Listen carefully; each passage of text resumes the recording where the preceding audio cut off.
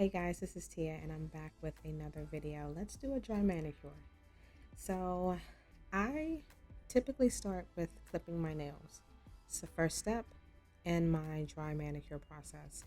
And essentially what a dry manicure is you're sort of foregoing the submerging of the hand into some type of water, soap, solution based bowl and submerging your hands in there and allowing the skin to become soft so that you can manipulate the cuticle and the sidewalls and remove any dead skin, protein, hangnails, etc., etc.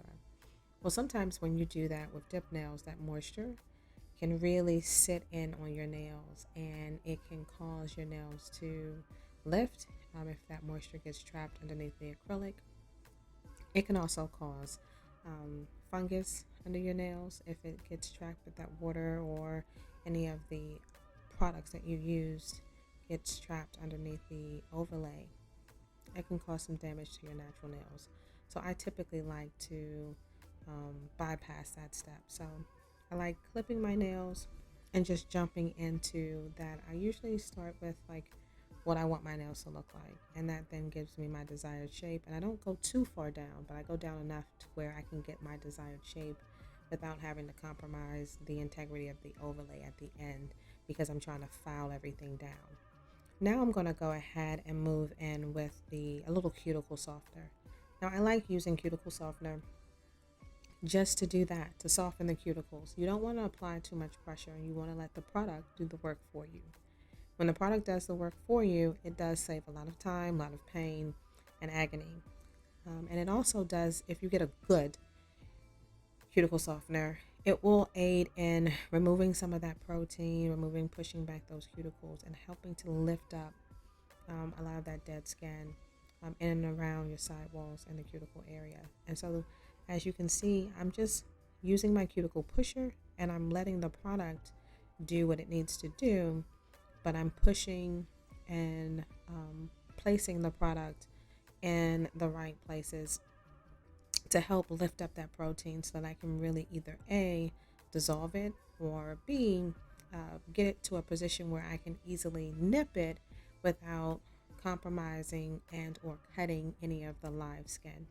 So this is an important step. And again, you want to use a cuticle softener and a cuticle pusher to do that. And then you want to make sure that you have your cuticle nippers nearby to aid in that once you finish doing your pushing and basically prep. Once I've done this, I'm going to actually wipe off any residual product, and then that will expose the areas that I really need to focus on and nip away and sort of remove once it's time for me to actually use my nippers.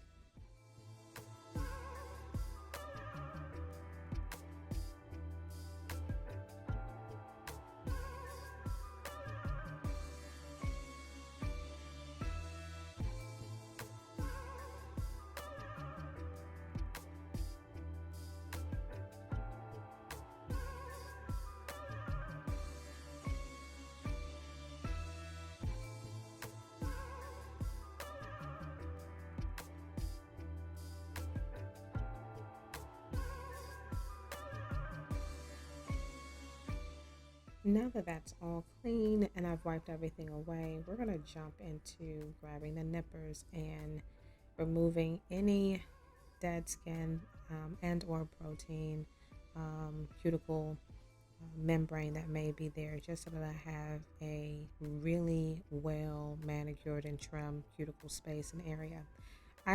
I do have excess skin around my cuticle area, and one of the important tricks that I learned earlier on was to ensure that your nippers are extremely sharp. And as you can see right there, I remove that excess skin in one swoop pretty much. Now there's a little bit of protein that's still there, cuticle that's still there, and I'm just going to remove that, pull that up.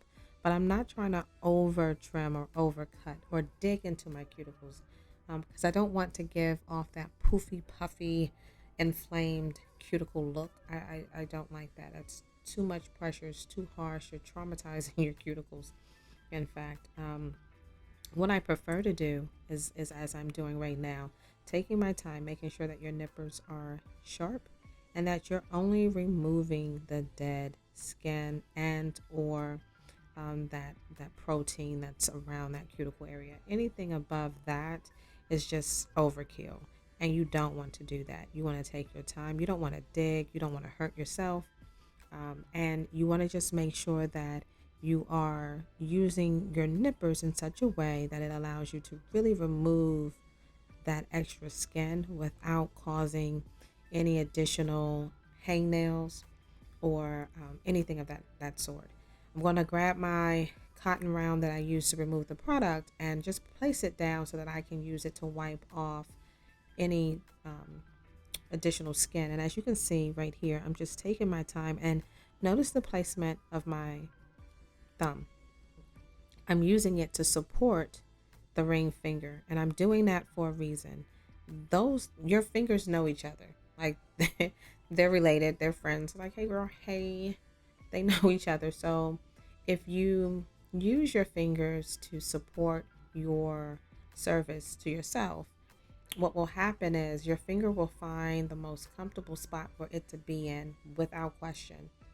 And that will just really help aid in your ability to do your nails. You won't, especially if you struggle with like your fingers being steady, stability, use your fingers, your thumb in particular, to really be a backbone and support that finger so that you can actually trim your nails appropriately. And as you can see, I'm just doing that. I'm rotating from finger to finger. I will nip and cut, and if it's dead, I will go after it, or if it's like a hangnail, I will remove it. But what you saw there, I didn't force it either. Try not to force unnecessary cutting and trimming if you don't have to. If your finger, as you can see, like that finger doesn't have a lot of excess skin, so there was nothing really for me to cut there. Maybe a hangnail here or there, and I can trim that, but I didn't force it. And I'm glad that I put that in there because not every finger is the same. So you may trim 5 fingers and get to the next hand and only have to trim 3. So just be mindful of that. So let's jump into the Efiling, buffing, smoothing, and edging. This is a step that sometimes can get overlooked, but I think that I probably spend the most time utilizing my e-file to do my dry manicures, and I do that for a specific reason. So I'm grabbing my sanding bit. That sanding bit right there, I believe, is a 240, and that's really the texture of a soft, really soft buffing block or buffer. It's very, very soft, very gentle, and I like to start out with that because I just want to buff and smooth out that texture, that surface on my nail. And I don't have a lot of texture, but I like to just use that 240 sanding bit to remove and to smooth my nail plate. It also helps to get off any product that may not have come off during the soaking process. And again, it's just a nice way to like start my nail prep in terms of the filing and the smoothing and the edging. I like this. I wouldn't go past, personally, a 180 when doing or using a sanding bit for your natural nails. Now, do I have a sanding bit that's 80 grit or a 90 or 100 grit? Absolutely. And you sometimes need those sort of coarser grits for your acrylic nails or your structured gel nails. But when you're dealing with your natural nail, you can really take your time with that. Also, I like to use the edge of this particular bit just to start the edging process in and around the cuticle and sidewall area. It really does make a difference. And when you cut your nails, sometimes your nails can fray back. And I like using this sanding bit to smooth the free edge out, just so that I'm not creating that ski lift. I want to remove that. So that's what you're seeing me do right here.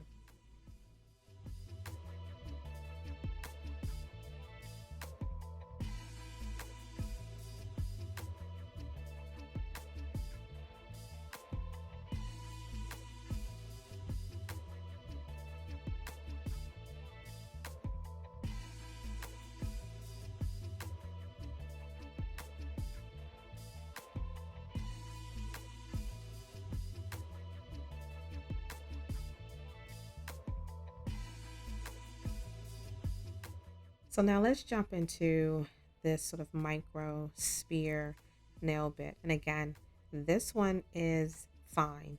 And I like using this particular bit when I need to file any skin that may be a little hard or callousy. I like to use this to file around that and to help remove some of that and just soften it up a little bit. So that's what I use this bit for.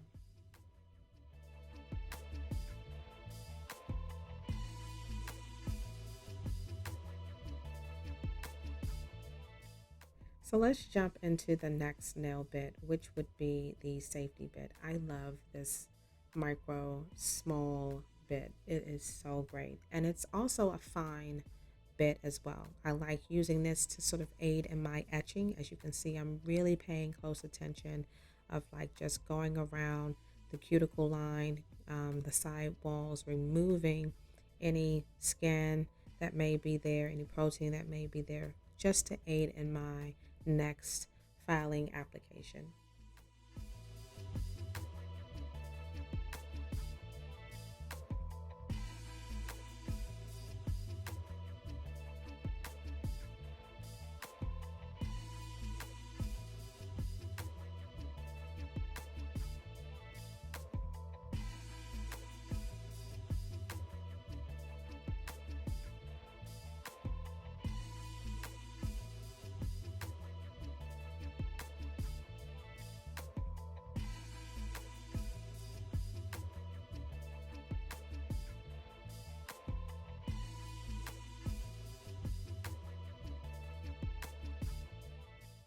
Now we're going to jump into my micro cuticle cleaning eraser bit. I love this bit. I got this from Amazon as well. And one of the things that I love about it, it's an extra fine bit. But one of the things that I love about it is that when you're really trying to edge your cuticle line and get that smile line, like to make them really like the reverse cuticle smile, you want something like this to really help define it. And this is a part of the edging that I like to do. Again, because it's extra fine, you can see barely anything is coming off, but it is helping to shape and remove anything that may be left after, the initial process of me trying to clean up my cuticle area. And again, I'm not digging, but I'm allowing the product and the tool itself to really just roll around and clean up that area and just to give me a cleaner look. This is going to help keep your nails down. Like if you suffer from lifting from the cuticle area with your dip nails, try this step and this will definitely help with that.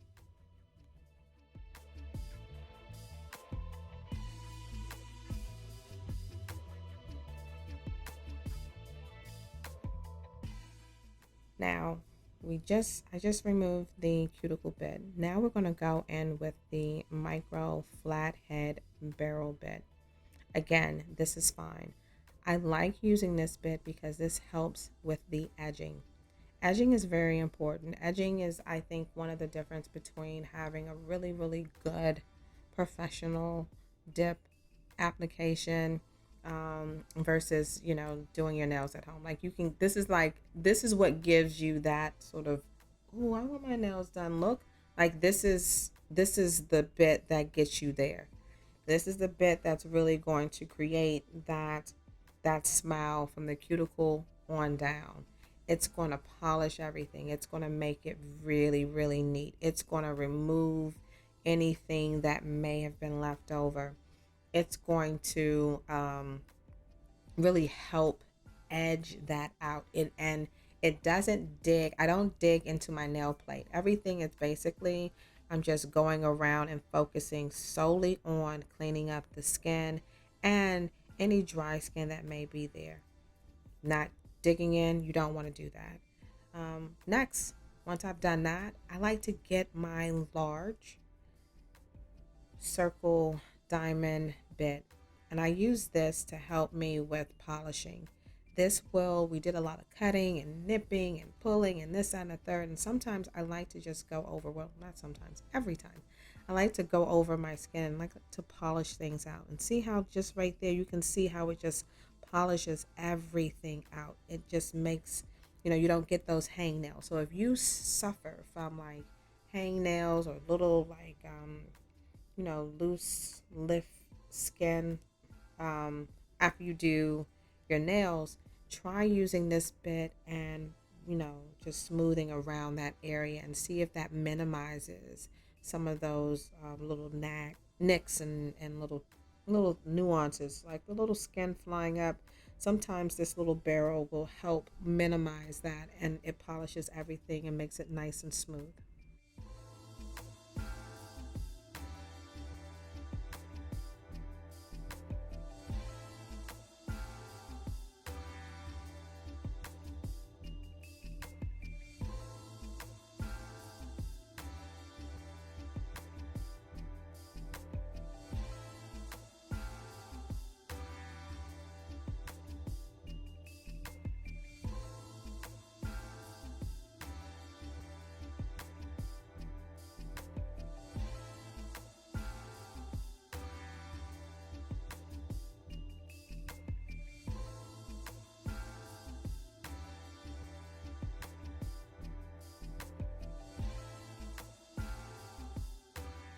Done all of that, I always go in and I grab my little brush. The brush came with my kit. This is just a nail brush that I like to use in my e-file, and I use this to clean up my work. I need to see before I put everything up, did I do the right thing? Are there any areas that I need to go back over that I maybe missed? Because sometimes when you're looking at things with the naked eye, your eyes can play tricks on you. So I like to use this brush to do that. Also, it helps to really get into those cracks and crevices, and it removes any dust particles that may be there. Of course, I'm going to go and wash my hands, but I like to use this brush just to help me with that.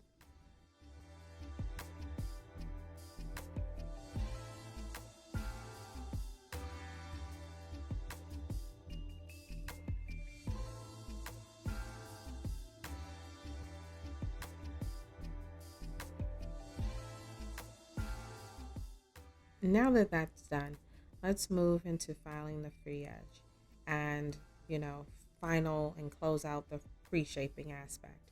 The pre-shaping aspect of the edge is very important because this is where you can actually file your nails. I would say 80 to 90% of the way towards the shape that you want towards the end of your dip application. So I'm going for a short, straight, squared, semi-tapered look. And so this is where you would go in, you would grab your nail file. I'm using the 180 side because I'm dealing with my natural nail. If your natural nails are harder, you can use the 100 side, but my natural nails are not as hard as they once were. Not because of I've never had like those like that thick hard nail. I've never had that, so that's never been my nail. But my nails are extremely healthy.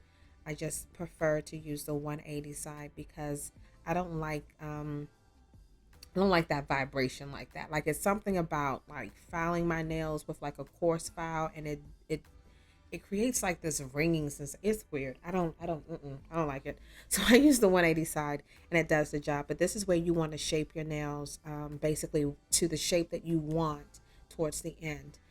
This is very important. Once I've done all of that, I go in with my 200 sanding bit, and again, I'm just going to do one pass over my nail. This will be the final buffing application that I do. And I really just use this to seal the deal and polish everything and smooth and tie everything together. And I know this may have been a lot of steps, but I focus really big on making sure my cuticles are healthy and that I've removed any protein that may be there that may prevent my dip overlay from sticking. And I also make sure that my nails, the skin and around my fingers, very soft, and that I'm trimming that down, filing that down, and removing any callousy skin before I move into the dip application. Once I'm done with this particular step, I'm going to go and grab my brush, soap and water, and I like to really be gentle. I have a soft brush that I use when I'm washing my hands, and I like to use that brush to um, remove any dust, get underneath my free edge, and really clean my nails before I stick my finger into my dip powder. I hope this video was helpful. Thank you guys so much for watching. Until next time, keep dipping.